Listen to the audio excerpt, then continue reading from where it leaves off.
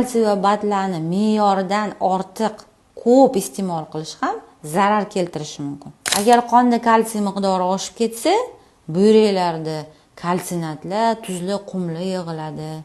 Mushaklar taranglashadi, qaltirash bo'lishi mumkin, yurak sohasida og'riq bo'lishi mumkin. Suyaklaringiz mustahkam, baquvvat bo'lishi uchun birinchidan kalsiyga boy ovqatlar yeyishimiz kerak.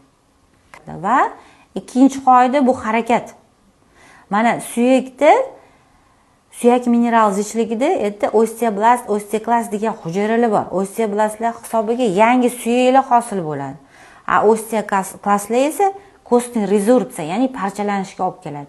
Bizni kam harakat, gipodinamiya hayotida yashaydigan bo'lsak, suyakning rezorbsiyasi ko'payib ketadi. Suyaklarda osteoporoz paydo bo'ladi.